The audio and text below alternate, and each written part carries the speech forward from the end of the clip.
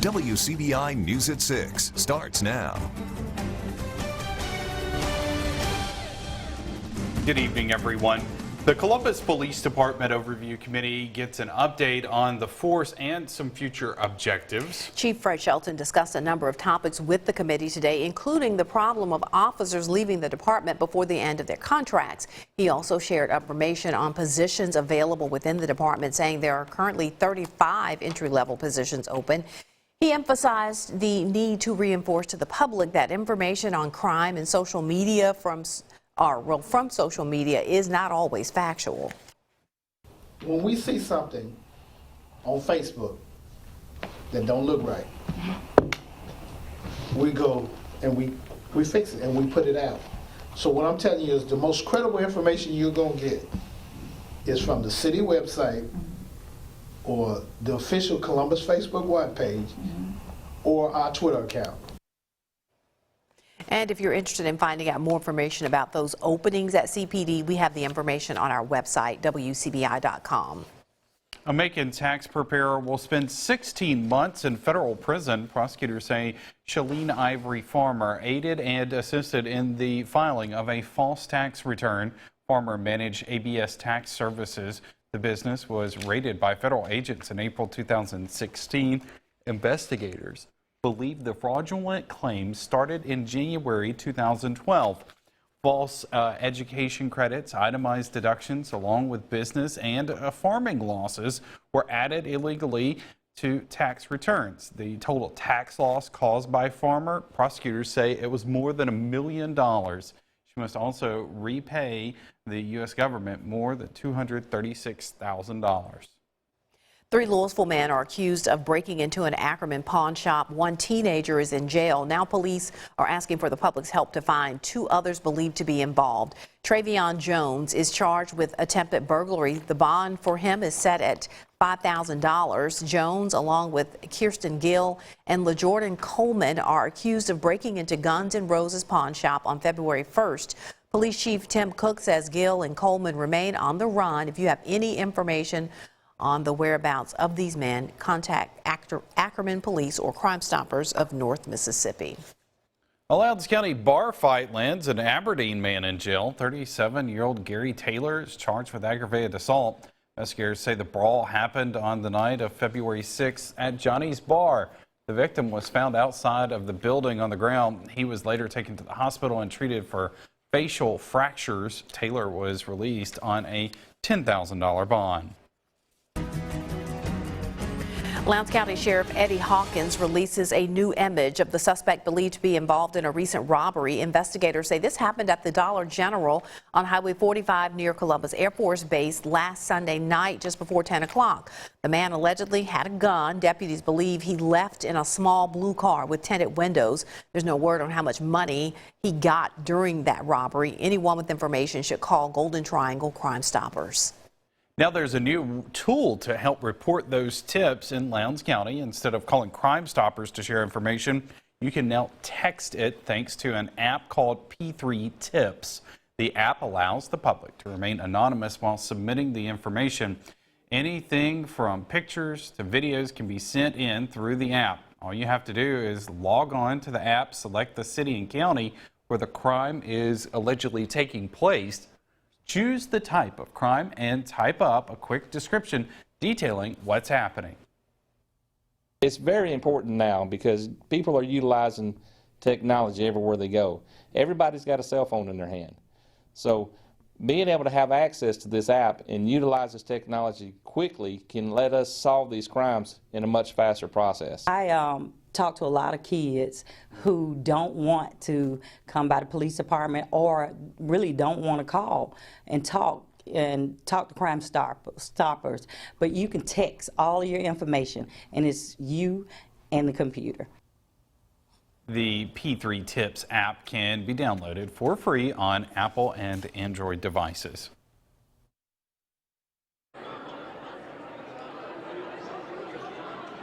And folks are filling that into the Tippecanoe County Disaster Preparedness Expo here at the Community Safe Room right now. You can see vendors behind us. The National Weather Service in Jackson is here. They will, in just a few seconds, be putting on a storm spotter training course. So if you're interested in that, come on down like right now, because they will be starting very, very soon, and you would want to get the full information there with that training course. So a great place to be here in Starkville this evening on this very gloomy night. Temperatures are still in the low 40s. It's an ugly day. Clouds are still with us, but it's actually been clearing in northwestern Mississippi, and the clearing line is gradually coming south. So we will go clear later this evening. It will be clear tonight, and temperatures will be cooling into the 30s this evening, down into the 20s later on tonight. Wind chills in the teens and 20s with that northerly breeze, that raw northerly breeze all night long. But when you wake up tomorrow, it's going to be sunny. We will have no rain in the forecast as we get into the next couple of days here. But you know, severe weather is possible this time of year and going into the spring. And an event like the one we have here in Starkville, this is a great place to be to get some information. So that's the latest from Starkville. We'll go back to you in Columbus, and we'll come back here for weather in just a few more minutes. All right, Keith, thanks a lot. A group whose mission is to set people free from drug and alcohol abuse gets a new treatment center. God's House of Hope in Kilmichael held a ribbon cutting this morning. Yeah, they did. And we first told you about this a couple of months ago. The center wanted to expand its services to treat people seeking help from addiction. Our Stephanie Poole has more from today's celebration. It feels good, it feels rewarding, and it feels like we can finally breathe and move forward. God's House of Hope is ready to open its doors. Back in September, this group bought the old Kilmichael Elementary School to turn it into a treatment center. Amy Coyle says it's been a long road to get here. It's nothing but God, and He gets all the glory, but just to be honest, we're tired and we're worn out. Co-founder Jennifer Sprayberry says the goal was to create a home for 50 men and women. Just had to keep our eyes upon the task that was in front of us because it was so overwhelming. So we get through one project to go to the next project. But they needed an extra set of helping hands, so the board asked community members to volunteer with decorations. And some of those rooms are dedicated to families who lost someone from addiction. From that day forward, a room has been taken, another room was taken, and before you know it, every room in the whole facility was taken, whether it's in memory of, in honor of, or just a church doing a room. So that's really how it's all happened. Most everyone redid all the paint, they put new ceiling fans up, some put carpet in, some didn't, but the Lord just led everybody to redo the room, and they're amazing. Every room has its own story. You just couldn't look at it as the whole picture until the end because it was a lot to do. A lot of hard work has went into this. Overall, God's House of Hope wants to impact people's lives on their road to recovery. I have seen so many lives changed at the Nelton location. It's a miracle what God can do, and it cannot be done without God. Pray for the people that's coming in and what they're going through, because everybody's addicted to something. Everybody's addictions are just different, you know, and we just need to keep in mind these people and what they're struggling with, and help them keep their faith in God. Reporting in Montgomery County, Stephanie Poole, WCBI News. God's House of Hope will begin accepting residents on Monday. Meanwhile, an organization that helps feed Mississippi State students receives a big boost today. Bully's Closet and Pantry got a $10,000 grant from Kroger Foods, Student Affairs, and the Student Association.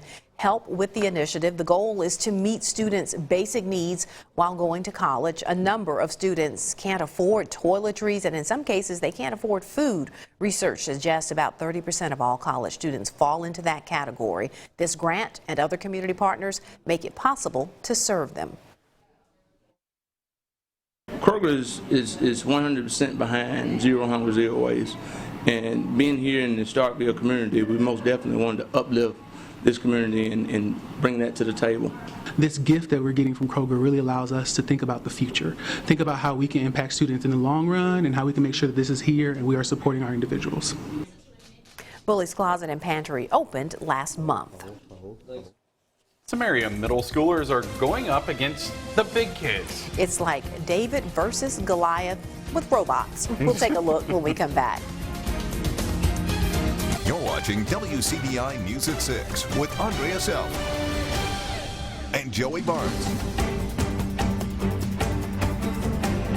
Well, it's not every day that middle schoolers take on high schoolers in head-to-head competition, but for the robotics team at New Hope Elementary, they're facing off against the veterans. Before they head into their state competition Friday, our Bobby Martinez caught up with these talented young stars.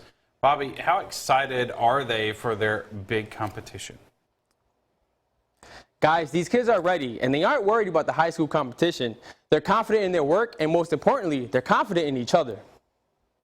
Definitely some late nights. I know me and my teammate over here have been up here until 9 o'clock one night. It's been a grind to get to this point, where only the best of the best get there. The robotics team at the New Hope Elementary School have stamped their invitation to an intense competition Friday in Hattiesburg. And to make matters more intense for these elementary students, we don't have very many middle school robotics teams here. They're all down at the coast. So whenever we compete, we usually compete against high schoolers. And regardless of the outcome, this team has come a long way. Each team member building life lessons they can take outside of the playing field. Brady Hogan, the team's main programmer and public relation manager, says this experience is something he'll never forget. I've had a great experience throughout all of this. It has showed me a lot of things on how to build teamship and how to, get through the hard and tough things in robotics. And it also is preparing me for the future. As for Chloe Evans and Hunter Yarbrough, joining a robotics team has helped them learn how to be team players. I think the experience, and you get to make a bunch of new friends, and it's really fun to get and see what the robots do. We learn a lot about programming and engineering, and we learn a lot about sportsmanship. I want to wish you all good luck tomorrow. Remember, regardless of the results, you are still our champions.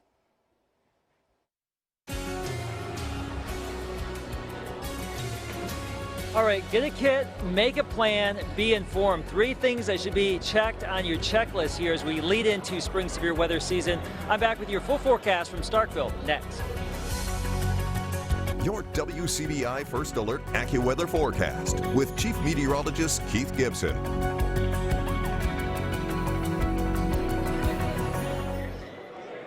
Lights are a little bit lighter here or dimmer here in the Starkville area right now at the community shelter. The National Weather Service in Jackson behind me about ready to start the spotter training class here. So if you are watching this broadcast right now on television, you are going to miss the class, but we have some upcoming classes in the area that you may want to venture on out to. We have a few coming up here. The first one will be in early March in Amory.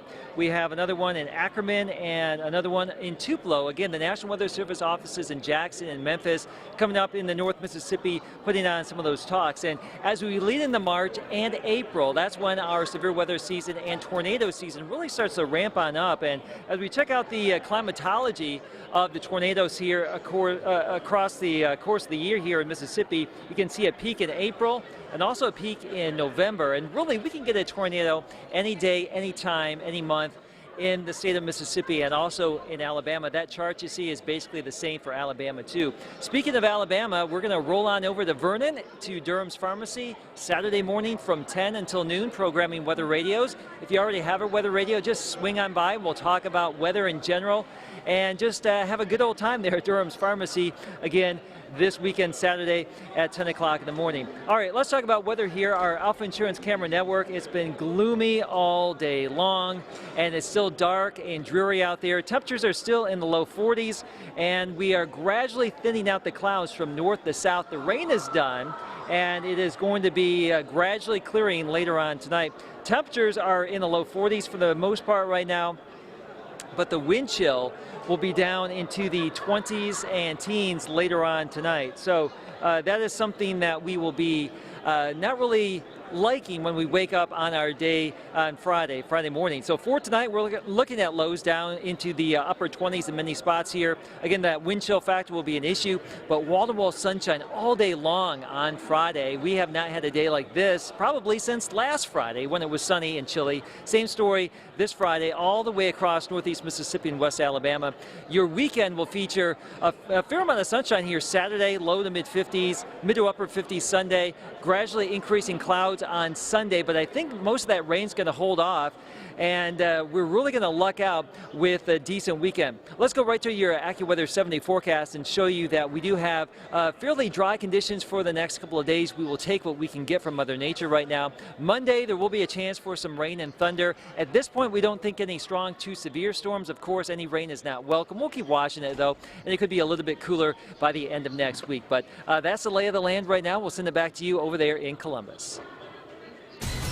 The Bulldogs will look for some payback as Oregon State comes to town. We preview the series coming up next in sports.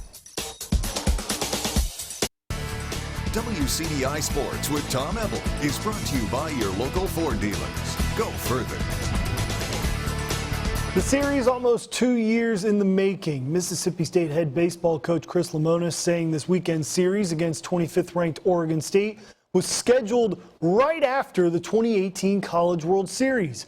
And the Bulldogs will be looking for some revenge. Oregon State eliminating Mississippi State from the tournament 2 seasons ago, eventually going on to win the national championship. That series being the last time the Beavers and Bulldogs met. Junior Jordan Westberg says those on the team that were a part of the loss are looking forward to seeing the Beavers again in Starkville. We just ran into them at the wrong time, I felt like. So, you know, we were obviously disappointed and a little pissed off that they beat us and knocked us out of Omaha. And I think us returners that were there are still feeling that a little bit. And we want to get sort of, you know, our revenge, so to say, this weekend. We're going to see some older arms this weekend, so I think they'll really pitch. They're really going to defend. And then we're going to have to compete. It's going to be very similar to a Wright State. I think you're dealing with a very athletic team with some older pitchers, some new hitters. They lost some hitters from the last 2 years, but they're always talented. The recruiting classes are very high, so you're going to be competing against talented kids, just maybe some newbies like we have in a couple of our spots. The bad news for Mississippi State heading into the series, head coach Chris Lemonis confirming today JT Ginn will not take the mound this weekend against Oregon State. Lemonis says Ginn is dealing with a sore arm, and while there hasn't been a decision on Ginn's future, the team is leaving it in the hands of doctors and Ginn. For more from Lemonis today on JT Ginn's availability, go over to our website, WCBI.com. Mississippi State basketball has been living on the edge for the past month in terms of NCAA tournament talk. The Bulldogs taking that literally last night, hanging on to dear life to defeat South Carolina. The Bulldogs able to survive a very late rally from the Gamecocks. Ben Howland saying facing a Frank Martin coach team is like getting, quote, a root canal. Howland credits his team for making clutch plays in the final seconds to hang on to the win. The lesson, and I explained this to the team after, the game's never over till it's over. And, you know, that's a great lesson tonight for us. And, you know, the free throws down the stretch were huge. We knew he tried to miss that one at the foul line late. Robert did a great job, you know, blocking out and getting that rebound back for us. So it was huge. The Bulldogs on the road to face Texas A&M coming up on Saturday. And on the women's side, Hail State Hoops traveling to Auburn tonight. They have the late tip, 8 p.m. We'll recap the action tonight at 10 on WCBI Sports. The Tupelo soccer trio of Bryson Wilson, Dylan Sevilla, and Eric Velasquez signed with ICC Soccer. Wilson's and Sevilla scoring 4 goals each for the Golden Wave this past season, while Velasquez defended in goal. The three helped Tupelo reach the North Half Final in 2020. A Pontotoc Warrior will join the three in Fulton. Robert Ramos signs to join ICC Soccer. The midfielder scoring 2 goals along with 6 assists this past year, leading Pontotoc to a playoff appearance.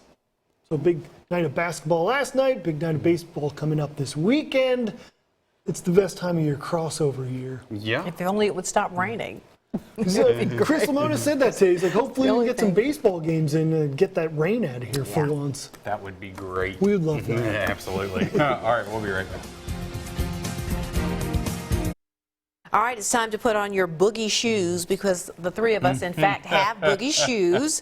And there will be a little bit of Saturday Night Fever Friday night at the Bancorp South Arena. Tupelo's Junior Auxiliary is hosting its 57th annual charity ball. The theme this year is Disco Revival. Nearly 100 JA members spent the day transforming the Bancorp South Arena into a boogie wonderland. Boogie Wonderland. There's a song, yes. All right, Friday night's event features food, drink, and dancing. All the proceeds will fund projects throughout the year that help local children and families. We just feel it's important to invest in the children of Tupelo and Lee County because that's the future of our community.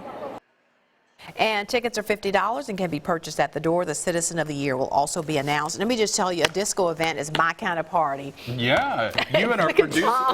He's laughing. Wonderland. I did not know that was a song. Gotta educate you after this. Good night.